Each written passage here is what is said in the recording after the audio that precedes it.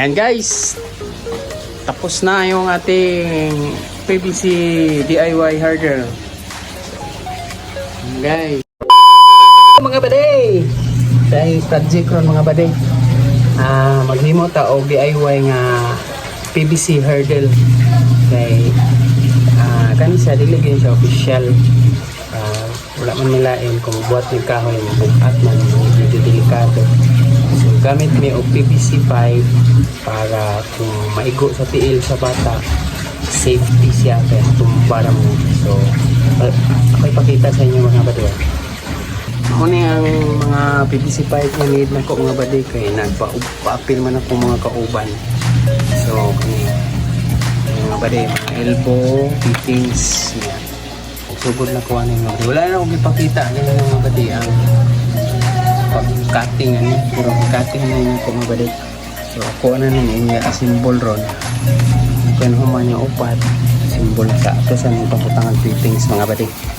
Tangan sa ito nag-fittings kay ron say ang na siya sukot mga baday. Ipakita na ako sa inyo niya ang sukot mga baday saon pagkasimbol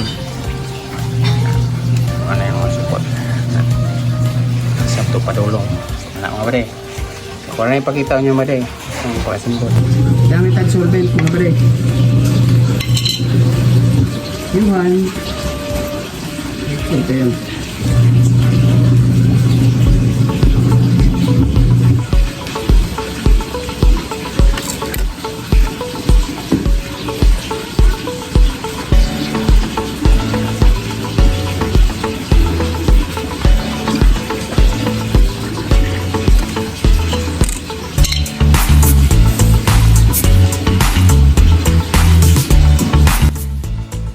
And guys, tapos na yung ating PVC DIY harder.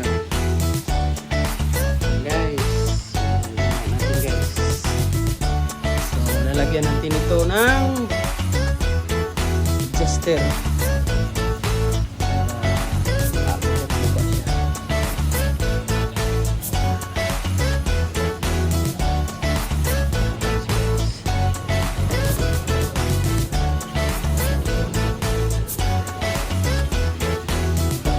Okay, thank you for watching. Bye-bye.